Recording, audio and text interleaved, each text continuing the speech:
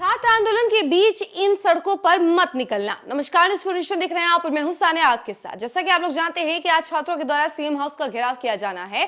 इसको लेकर के कई सारे रूट डाइवर्ट किए गए हैं। इन रास्तों पर जाने से पहले आप इस खबर को जरूर ध्यान से सुनिएगा, क्योंकि अदरवाइज आप होगा क्या कि आप बाहर निकलेंगे और आप कहीं फंस सकते हैं।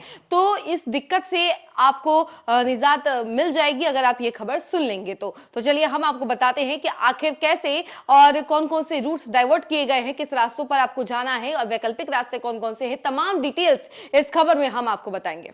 आज 25 अगस्त को यातायात व्यवस्था में बड़ा बदलाव किया गया है। गांधी मैदान और कोतवाली इलाके में सुबह 10 बजे से कई प्रमुख सड़कों पर वाहनों का परिचालन प्रतिबंधित या डाइवर्ट रहेगा। यह व्यवस्था छात्रों के प्रदर्शन के दौरान यातायात को नियंत्रित रखने और शहर में संभावित भीड़ के दबाव को देखते हुए लागू की गई है।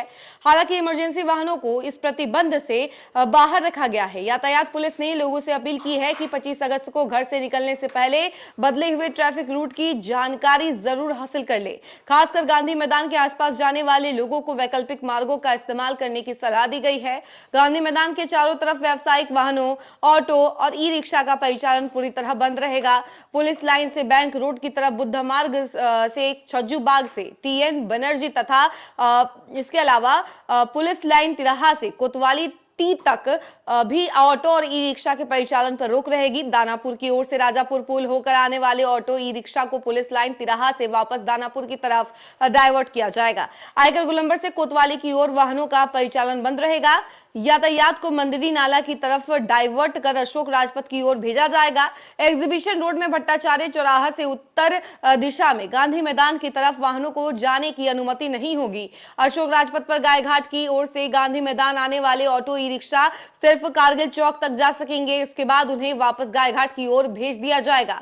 पटना स्टेशन से डाक बंगला चौराहे की ओर आने वाले वाहनों का परिचालन प्रतिबंधित और डाइवर्ट रहेगा। आर ब्लॉक के ऊपर और नीचे से आने वाले व्यावसायिक वाहनों को आयकर गोलंबर की तरफ जाने की अनुमति नहीं होगी। मछुआ टोली से बारीपथ में ठाकुर बारी मोड़ तक ऑटो और ई रिक्शा चल सकेंगे, लेकिन उन्हें गांधी मैदान या बाकरगंज की तरफ जाने की अनुमति नहीं दी जाएगी। हड़ताली मोड़ से आयकर गोलंबर की ओर जाने वाले वाहनों पर रोक रहेगी। इन वाहनों को वैकल्पिक रास्ते के तौर पर अटल पथ की ओर डाइवर्ट किया जाएगा। इसी तरह बोरिंग रोड क्रॉसिंग से आयकर गोलंबर की तरफ यातायात प्रतिबंधित रहेगा। बोरिंग रोड क्रॉसिंग की ओर से आने वाले ऑटो और ई रिक्शा को बोरिंग रोड की दिशा में भेजा जाएगा। यातायात पुलिस ने लोगों से अपील की है कि जरूरी ना हो तो प्रतिबंधित इलाके की ओर जाने से बचे और निर्धारित वैकल्पिक मार्गों का इस्तेमाल करें।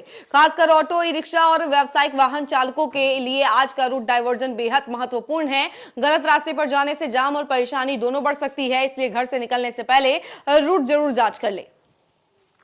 तो ये आज की ट्रैफिक व्यवस्था को लेकर के हमने आपको खबर बताई है कि आखिर कौन कौन से रूट्स बंद किए गए हैं और किन रूट्स का आप इस्तेमाल कर सकते हैं, किन रूट पर आप जा सकते हैं। क्योंकि अगर आप घर से निकल रहे हैं तो ये बात जरूर ध्यान में रखें कि छात्र आंदोलन होने वाला है और इसमें अगर आप गए तो बहुत बुरी तरीके से फंस सकते हैं। तो इन दिक्कतों से बचने के लिए आप दूसरे रूट्स का इस्तेमाल करें और इस खबर को सुनने के बाद आपको पता चल गया होगा कि आप किन किन वैकल्पिक रास्तों का इस्तेमाल कर सकते हैं। फिलहाल इस खबर में इतना ही। ऐसी तमाम अपडेट के लिए जुड़े रहे हमसे और देखते रहे न्यूज़ फाउंडेशन। धन्यवाद।